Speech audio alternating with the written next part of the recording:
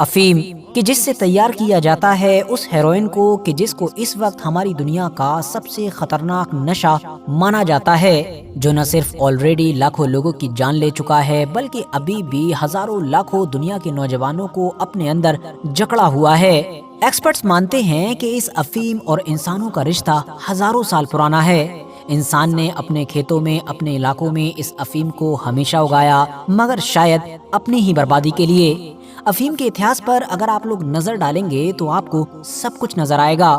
پیسہ نظر آئے گا، بربادی نظر آئے گی، دوستی دشمنی نظر آئے گی، مغل امپائر نظر آئے گا، برٹش امپائر نظر آئے گا، چائنا، یوروپ اور تو اور افغانستان میں موجود وہ طالبان بھی نظر آئے گا کہ جو پچھلے کچھ وقت سے ہی اس پورے علاقے کو کنٹرول کر رہا ہے۔ افیم ایک ایسی چیز ہے کہ جو اتہاس میں لاکھوں لوگوں کی بربادی یا موت کی وجہ تو بنی ہی، مگر ساتھ ہی ساتھ اس کی وجہ سے بہت ساری سلطنتیں برباد ہوئیں اور بہت ساری سلطنتیں آباد بھی ہوئیں۔ اتہاس جاننے سے پہلے اگر بات کریں اس بارے میں کہ آخر یہ افیم ہوتی کیا ہے، تو دوستو میں آپ لوگوں کو بتا دوں یہ دراصل ایک ہرے رنگ کا پودا ہوتا ہے کہ جس کو انگلش میں پاپی کے نام سے بھی جانا جاتا ہے، اور اسی سے نکلتا ہے ہماری دنیا کا سب سے نشیلا پدارتھ۔ ویسے یہ بھی ایک انڈینائبل فیکٹ ہے کہ پوری دنیا میں ہمیشہ سے نشے کے ہی لیے بدنام اس افیم کا میڈیکل چھیتر میں بھی اتنا ہی اہم رول ہے کہ جس کو کبھی اگنور کیا ہی نہیں جا سکتا ہے۔ رہا سوال اتہاس کا، تو جیسا کہ میں نے آپ کو پہلے ہی بتایا کہ اس کا اتہاس ہزاروں سال پرانا ہے، کیونکہ جرمنی، سوئٹزرلینڈ جیسے سارے علاقوں میں اس کے اوشیش ملے ہیں۔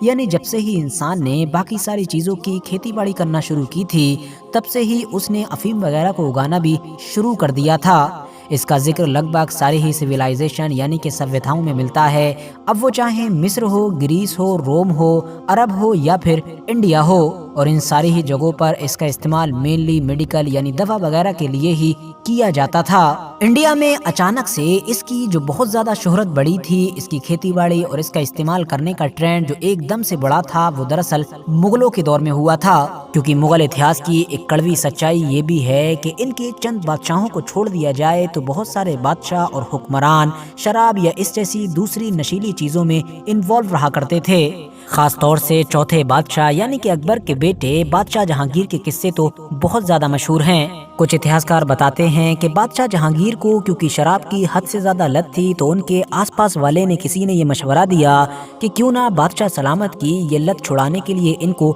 افیم دے دی جائے۔ لہٰذا افیم دی گئی، لیکن اس افیم دینے سے شراب کی لت تو نہیں چھوٹی بلکہ اب بادشاہ سلامت افیمچی بھی بن گئے، یعنی انہوں نے افیم بھی لینا شروع کر دی۔ ظاہر ہے جب ایسا ماحول تھا تو پوری ہی حکومت کے اندر اب افیم کی کھیتی کو بڑھاوا ملنا ہی تھا۔ اس دور میں افیم کی کھیتی پر مغل بادشاہ کا ہی کنٹرول ہوا کرتا تھا، یعنی کون کتنی کھیتی کرے گا، کہاں پر کرے گا، کیسے کرے گا، یہ سب راج دربار سے ہی طے کیا جاتا تھا۔ یاد رکھنے والی بات یہ ہے کہ یہ معاملہ آج بھی بالکل ویسے ہی جاری ہے، یعنی جہاں پر بھی افیم کی کھیتی وغیرہ کی جاتی ہے تو باقی چیزوں کی کھیتی سے الٹ اس کھیتی کو گورنمنٹ اپنے کنٹرول میں رکھتی ہے، یعنی کون کتنی کرے گا، کہاں پر کرے گا، یہ سب گورنمنٹ کے دوارا ہی طے کیا جاتا ہے۔ فی الحال مغلوں کے بعد دور آیا انگریزوں کا، اور انگریزوں کو جب یہ محسوس ہوا کہ باقی چیزوں کی کھیتی کے مقابلے میں افیم کی کھیتی میں تو کچھ حد سے زیادہ منافع ہے، تو ان لوگوں نے لوکل کسانوں کو زیادہ سے زیادہ اب افیم کی کھیتی کے لیے ہی لبھانا شروع کر دیا۔ ان لوگوں نے افیم کی کھیتی کو اتنا زیادہ بڑھاوا دیا کہ 1770 آتے آتے اس کی کھیتی دگنی ہو چکی تھی۔ انگریزوں کے لبھانے پر شروعات میں تو یہاں کے لوکل کسانوں کو بھی اس میں کافی فائدہ نظر آیا، یہی وجہ تھی کہ انہوں نے خوب خوشی خوشی اس کی فصلیں کی، مگر بعد میں یہ چیز بہت زیادہ خطرناک ثابت ہوئی، کیونکہ یہ جو افیم کی کھیتی ہوتی ہے یہ حد سے زیادہ بھاری ہوتی ہے اور پورے ہی کھیت کو بنجر کر دیتی ہے۔ نتیجہ یہ ہوا کہ 1770 میں ہی کھیت برباد ہونے کی وجہ سے بنگال میں ایک بھاری اکال آیا۔ اس اکال کی وجہ سے لگ بھگ 50 لاکھ سے لے کر 1 کروڑ لوگوں کی جان چلی گئی۔ ہاں دوستو، آپ لوگ بالکل صحیح سن رہے ہیں، یہ نمبر آج کے دور کے حساب سے بھی کافی بڑا ہے۔ اسی سے آپ اندازہ لگا سکتے ہیں کہ اس دور میں یہ کتنا بڑا نمبر ہوگا۔ اور یہ حال صرف بنگال کا تھا، جبکہ اس طرح کا نقصان پورے دیش کے ہی کسانوں نے جھیلا تھا۔ آدھے سے زیادہ کسان قرضے میں بھی ڈوب چکے تھے، کیونکہ اس کھیتی کے بعد ان کو جو منافع ہوا تھا، جو پیسے ملے تھے، وہ اس لاگت سے کم تھے جو افیم کی کھیتی میں لگا کرتی تھی۔ وہیں ایسٹ انڈیا کمپنی افیم کی کھیتی کے بلبوتے پر خوب پھلتی پھولتی چلی گئی اور اپنے امپائر کو بھی زیادہ سے زیادہ بڑھاتی چلی گئی۔ 1775 میں تو اس نے بنگال میں پہلی افیم کی ایجنسی کی بھی بنیاد رکھ دی۔ اس کے بعد نمبر آیا بنارس اور غازی پور کا۔ یاد رہے دوستو کہ آج کے دور میں بھی بھارت کے یہ سارے علاقے افیم کی کھیتی وغیرہ کے سینٹر مانے جاتے ہیں، کیونکہ کسی دور میں انگریزوں نے انہی سارے علاقوں سے ہی افیم کی کھیتی یا پھر ویاپار کی شروعات کی تھی۔ مگر دوستو پھر ایک پوائنٹ پر جا کر ہوا یہ کہ بھارت کا مارکیٹ انگریزوں کے لیے لگ بھگ پوری طریقے سے ختم ہو گیا، کیونکہ جتنے لوگ افیمچی ہو سکتے تھے یعنی اس کے عادی ہو سکتے تھے وہ ہو چکے تھے۔ تو اب انگریزوں نے اپنا یہ ویاپار اور آگے بڑھانے کے لیے بھارت سے باہر نظر دوڑائی اور اپنا پہلا ٹارگٹ بنایا پڑوسی چائنا کو۔ دوستو چین اور افیم کی کہانی بھی بڑی ہی دلچسپ ہے۔ دراصل معاملہ یہ تھا کہ کسی دور میں انگریز دیوانے ہوا کرتے تھے چائے کے، اور اس دور میں چائے صرف اور صرف چائنا میں ہی پیدا ہوا کرتی تھی۔ ویسے آپ کو بتا دوں کہ وقت کے ساتھ پھر دوسرے علاقوں میں بھی چائے پیدا ہونا شروع ہو گئی تھی، لیکن کیسے پیدا ہوتی ہے، اس کا پروسیس کیا ہوتا ہے، یہ ساری چیزیں چائنا کو ہی پتا تھیں اور وہ اس کا سیکریٹ کسی کو بھی نہیں بتایا کرتے تھے۔ تو انگریزوں کو چائے خریدنا پڑتی تھی چائنا سے، اور چائنا بدلے میں ان سے لیا کرتا تھا سلور یعنی کہ چاندی۔ ویسے تو انگریزوں کے پاس کپاس وغیرہ بھی کافی تھا جو بھارت یا پھر افریقہ وغیرہ کے علاقوں میں پیدا ہوا کرتا تھا، لیکن کپاس کی تو چائنا خود بھی پورتی کر سکتا تھا، اسی لیے اسے انگریزوں سے چاہیے تھی وہی قیمتی چیز کہ جس کو چاندی کے نام سے جانا جاتا ہے، اور جس کی اس دور میں انگریزوں کے پاس شاید کمی بھی نہیں تھی۔ مگر چائے تو چائے تھی، اس کی ڈیمانڈ بڑھتی جا رہی تھی، اور جو سلور تھا وہ آخر کب تک یہ لوگ چائنا کو دیتے رہتے۔ جب انگریزوں میں چائے کی ڈیمانڈ حد سے زیادہ بڑھ گئی تو برٹش امپائر کی جو شاہی فیملیز وغیرہ تھیں انہوں نے ایسٹ انڈیا کمپنی سے کہا کہ اس کا کوئی توڑ نکالا جائے۔ ایسٹ انڈیا کمپنی نے پھر جو اس کا توڑ نکالا اس کو سن کر آپ لوگ افسوس تو کریں گے ہی، مگر شاید ساتھ ہی ساتھ ہنسیں گے بھی، کیونکہ انگریزوں نے نشے کا توڑ نشے سے ہی نکالنے کی کوشش کی تھی۔ انہوں نے کیا یہ کہ بھارت وغیرہ میں جو افیم پیدا ہوتا تھا اس کو لے جا کر چائنا کے اندر اللیگلی بیچنا شروع کر دیا، کیونکہ اس دور میں چائنا میں یہ افیم بین ہوا کرتا تھا۔ خاص بات یہ تھی کہ انگریزوں کے آدمی یہ جو چھپ چھپ کر اللیگلی چائنا کے اندر نوجوانوں کو افیم بیچ رہے تھے، یہ صرف اور صرف چاندی کے ہی بدلے میں بیچ رہے تھے۔ اور پھر اس ویاپار کی خاص بات یہ تھی کہ وقت کے ساتھ اس کی ڈیمانڈ بڑھتی ہی جانی تھی، کیونکہ ایک بار جو انسان اس کا عادی ہو گیا اسے تو پھر بار بار چاہیے۔ نتیجہ یہ ہوا کہ اللیگل طریقے سے چلنے والے اس ویاپار کے ذریعے سے اب بڑی تیزی کے ساتھ انگریزوں کو چائنا کے اندر سے چاندی ملنے لگا۔ جو چاندی اکٹھا ہوتا اسی چاندی کے ذریعے سے ہی بعد میں چین سے چائے خرید لیا کرتے تھے۔ اس طرح سے ان لوگوں نے چائنا کو لگ بھگ 100 سال تک بیوقوف بنایا۔ چین کا راجہ اب ان تمام چیزوں سے کافی پریشان ہو چکا تھا، کیونکہ اس افیم کے ویاپار کی وجہ سے وہاں کا پورا نوجوان طبقہ کافی لیزی ہو چکا تھا، پھونک کر ہمیشہ پڑا رہتا تھا، کوئی کام وغیرہ کرنا چاہتا نہیں تھا، اور اس کے علاوہ چائے کے ذریعے سے جتنا بھی چاندی چائنا کے اندر آیا کرتا تھا وہ سارا اس افیم کی وجہ سے واپس باہر چلا جاتا تھا۔ تو کل ملا کر چائنا کے لیے ہر طرح سے گھاٹا ہی گھاٹا تھا۔ فائنلی اب چین کے کنگ سامراج نے غصے میں آ کر 1839 میں افیم کے لگ بھگ 20,000 بکسے سمندر میں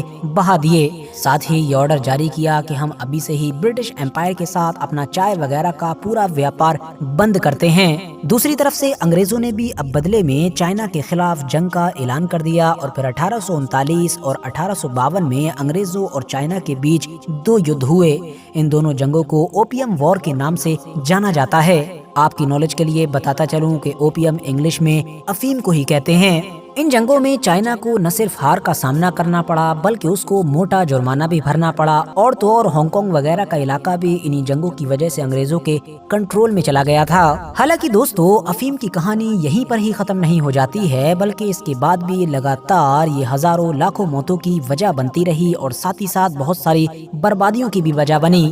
اب آپ میں سے بہت سارے لوگ سوچ رہے ہوں گے کہ اگر افیم اتنی ہی بری ہے، اتنی خطرناک چیز ہے، تو آخر پوری دنیا مل کر اس کے اوپر پابندی کیوں نہیں لگا دیتی ہے؟ تو دوستو جیسا کہ میں نے آپ کو پہلے ہی بتایا کہ یہ خطرناک بھلے ہی ہے، لیکن میڈیکل یعنی کہ دواؤں وغیرہ میں بھی اس کا استعمال اس لیول کا کیا جاتا ہے اور اس طرح سے ہوتا ہے کہ جس کو کسی بھی طرح سے اگنور نہیں کیا جا سکتا ہے۔ यही वजह है कि दुनिया के लगभग सारे ही देश इसको कंट्रोल करने की कोशिश तो करते ही आए हैं, मगर साथ ही साथ न सिर्फ नेशनल लेवल पर बल्कि इंटरनेशनल लेवल पर भी यानी यूएन वगैरह की तरफ से भी इससे रिलेटेड बहुत सारे रूल्स एंड रेगुलेशन सेट कर दिए गए हैं कि मतलब इसकी खेती कहाँ कहाँ पर हो सकती है, किन किन देशों में होगी, हुकूमत की तरफ से कौन से रूल्स लागू किए जाएंगे, कौन किस लेवल की करेगा और किस तरह से करेगा। हालांकि दोस्तों, ओपीएम यानी कि अफीम का जिक्र किया जाए और अफगानिस्तान की ये नई हुकूमत यानी तालिबान का जिक्र ना किया जाए, ये भी भला कैसे मुमकिन हो सकता है। तालिबान के बारे में हमेशा से ही ये दावा किया जाता रहा है कि उसकी सबसे बड़ी ताकत एक लंबे वक्त तक यही अफीम हुआ करती थी, क्योंकि सन 2000 और 2001 से लेकर 2021 तक अमेरिका से जो इन लोगों ने गुरिल्ला वॉर के जरिए से मुकाबला किया था, माना जाता है कि उन सारे हथियारों के लिए और उन सारी ट्रेनिंग या मिशन वगैरह के लिए सारा पैसा इसी ओपीएम के जरिए से आया करता था। इलीगल तरीके से अफगानिस्तान के इलाकों में होने वाली ये ओपीएम की खेती लंबे वक्त तक तालिबान के लिए सबसे बड़ी सोर्स ऑफ अर्निंग थी। हालांकि तालिबान ने हमेशा इन सारे क्लेम्स को डिनाई किया है, यानी इन तमाम इल्जामों को उसने झूठा करार दिया है। वैसे एक दिलचस्प बात यह भी है कि सन 2021 तक दुनिया भर में जितनी भी अफीम पाई जाती थी, उसमें से 80 से 85% सिर्फ और सिर्फ अफगानिस्तान में ही पैदा हुआ करती थी। मगर जैसे ही दोबारा तालिबान की वापसी हुई तो ऑफिशियली तालिबान की तरफ से अफगानिस्तान के अंदर अफीम की खेती पर बैन लगा दिया गया, ये कहते हुए कि ये न सिर्फ अफगानिस्तान की सोसाइटी के लिए ही खतरनाक है यानी कि नौजवानों के लिए, बल्कि हमारे रिलीजन यानी कि इस्लाम के भी खिलाफ है। बैन लगने के बाद शुरुआती दिनों में तो इतना स्ट्रांगली इस पर अमल नहीं हो सका था, क्योंकि तालिबान दूसरी सारी चीज़ों में बिजी था। इसीलिए लोग इलीगल तरीके से यानी कि बाकी सारी खेतियों के बीच में छुपाकर इसकी खेती भी कर लिया करते थे। मगर अब हालात बदल चुके हैं, क्योंकि अभी 5-6 महीने पहले ही यूके की एक रिपोर्ट ने ये बताया है कि सैटेलाइट से देखे गए इमेजेस से पता चलता है कि अब सब कुछ बदल चुका है, यानी पूरी तरीके से अफगानिस्तान अफीम फ्री हो चुका है।